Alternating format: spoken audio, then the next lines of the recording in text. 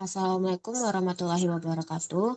Perkenalkan, nama saya Rahmi Ardia dengan NIM 2310953032 pada mata kuliah Statistika kelas C. Baiklah, di sini saya akan menjelaskan materi tentang analisis data tracer study alumni Universitas Andalas lulusan tahun 2024. Adapun latar belakangnya, tracer study atau studi pelacakan alumni merupakan instrumen penting bagi institusi pendidikan tinggi. Survei ini bertujuan untuk memetakan transisi lulusan dari dunia akademik ke dunia kerja dan mengukur relevansi kurikulum pendidikan dengan kebutuhan pasar kerja. Hasil dari tracer study memberikan umpan balik atau feedback yang krusial bagi program studi untuk memperbaikan berkelanjutan dalam hal kurikulum, proses pembelajaran, dan pengembangan kompetensi. Lalu ada perumusan masalahnya. Yang pertama, bagaimana proses pengumpulan serta penentuan data alumni dilakukan sehingga dapat dianalisis secara statistik. Lalu yang kedua, bagaimana hasil perhitungan nilai mean, median, modus, kuartil, dan outlier pada data IPK alumni Universitas Andalas tahun 2024. Yang ketiga, sejauh mana penggunaan grafik batang dan diagram lingkaran dapat membantu dalam memahami pola distribusi IPK dan pendapatan para alumni. Lalu yang keempat, apa kesimpulan yang dapat ditarik dari hasil analisis statistik deskriptif terhadap data IPK dan pendapatan alumni tersebut? Lalu ada pun tujuan penelitiannya. Yang pertama, untuk menjelaskan tahapan dan pemilihan data tracer study alumni yang digunakan sebagai dasar dalam analisis statistik deskriptif. Lalu yang kedua, untuk mengetahui ukuran pemusatan dan penyebaran data IPK alumni, mengidentifikasi adanya nilai ekstrim atau outlier pada distribusi IPK.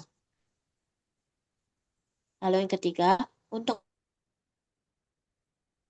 menggambarkan penyebaran data IPK melalui visual grafik sehingga hasil analisis dapat lebih mudah dipahami dan dibandingkan. 4. Untuk menyimpulkan kondisi umum, capaian akademik, dan situasi pasca lulus alumni berdasarkan hasil perhitungan statistik deskriptif yang telah dilakukan. Nah, kita masuk ke dalam materi. Itu adalah data. Data adalah keterangan-keterangan berupa fakta atau sesuatu yang diasumsikan dari suatu variabel. Langkah-langkah analisis statistik, yang pertama itu ada pengumpulan data, yang kedua perhitungan statistik deskriptif seperti mean, median, modus, kuartil, lalu yang ketiga identifikasi dan interpretasi outlier, yang keempat dan hasil statistik.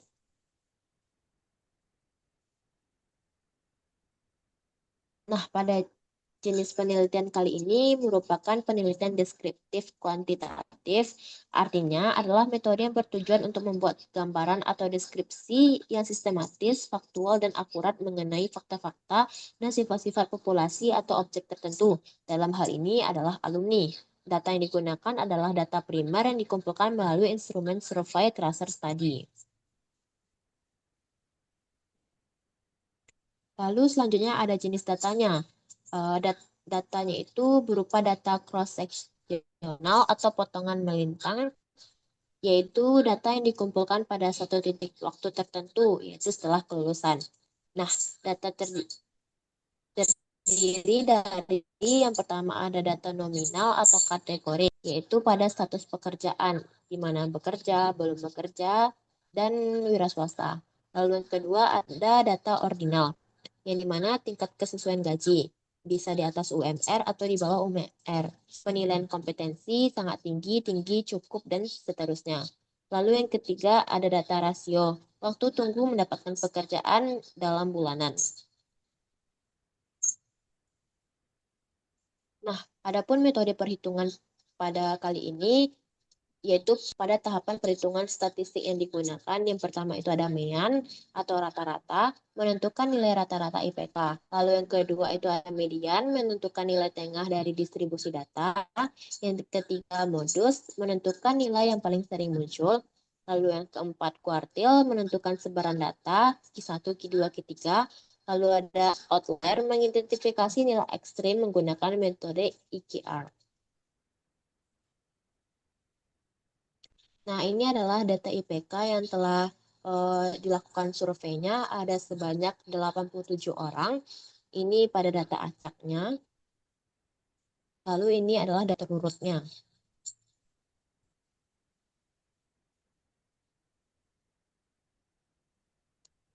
Nah, ini untuk menentukan nilai ya, pertama itu ada mean.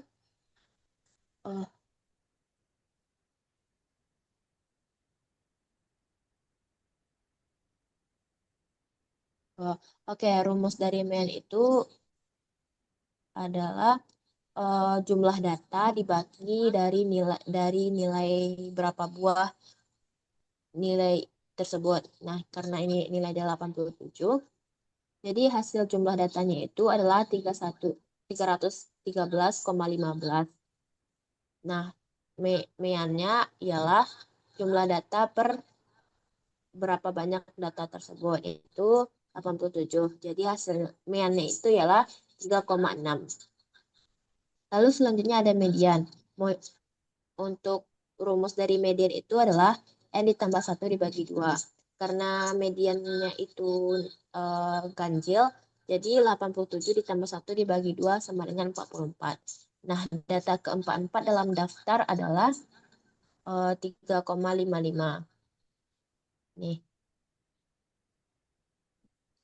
Oke, selanjutnya adalah modus. Nilai yang paling sering muncul dari data atau berdasarkan frekuensi kemunculannya. Nah, 3,46 itu muncul sebanyak 4 kali, 3,54 muncul sebanyak 4 kali, 3,63 muncul sebanyak 4 kali, 3,69 muncul sebanyak 4 kali. Nah, jadi modusnya itu ada 3,6, 3,54, 3,63, 3,69.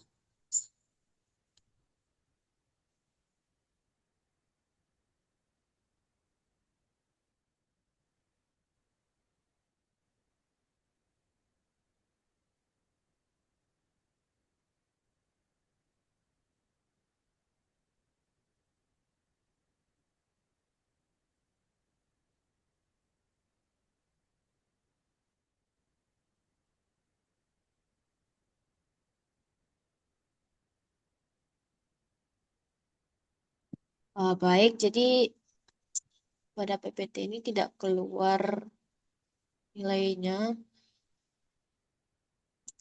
Nah, untuk rumus dari kuartil itu adalah ini.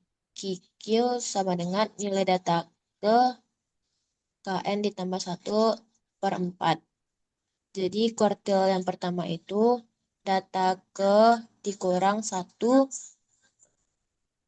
dikali 88/4. Jadi data kedua-dua. Nah, nilai kedua-dua pada data terurut yaitu 3,42. Nilai Q2 itu adalah median. Jadi median yang kita dapatkan itu sebelumnya adalah 3,55. Jadi nilai itu ada 3, lalu kuartil ketiga data ke di, di 3 dikali 88/4 yaitu data ke 66. Jadi data ke 66 pada data terurut ialah 3,463. Nah, menghitung jangkauan antara kuartil IKR itu kuartil 3 dikurang kuartil 1, yaitu 3,63 dikurang 3,42 ialah 0,21. Oke, selanjutnya menentukan outlier, itu batas outlier. Yang dimana itu ada batas bawah sama dengan Q1 dikurang 1,5 dikali IQR. Batas atasnya itu Q3 ditambah 1,5 dikali IQR. Ini adalah rumusnya. Jadi batas bawah sama dengan 3,42 dikurang 1,5 dikali 0,21. 3,2 dikurang 0,315 sama dengan 3,105. Batas bawahnya ialah 3,105. Lalu batas atasnya 3,63 ditambah 1,5 dikali 0,21 sama dengan 3,63 ditambah 0,315 sama dengan 3,95. Jadi batas atasnya ialah 3,945. Lalu selanjutnya mengidentifikasi outlier. Nilai dianggap outlier jika IPK-nya itu kurang dari 3,105, IPK-nya itu lebih dari 3,945. Karena nilai minimumnya itu ialah 3,1 dan nilai maksimumnya ialah 3,83, maka 3,1 lebih kecil daripada 3,105. 3,10 lebih kecil daripada 3,105, sedikit di bawah batas bawah. Nah, ini adalah tabel dari frekuensi IPK alumni. Ini kelas intervalnya, lalu ini ada frekuensinya berjumlah 87, lalu ada titik tengah dan fx-nya. Frekuensi dikali nilai tengah. Nah, selanjutnya kita masuk ke dalam data untuk dalam diagram. Di mana itu diagram batang. Di sini saya ambil pada berapa banyak dalam periode itu wisudawan yang lulus. Jadi pada wisuda pertama ada 5 orang wisudawan yang lulus. Lalu pada wisuda kedua ada 13 orang wisudawan yang lulus. Lalu wisuda ketiga ada 11 orang wisudawan yang lulus.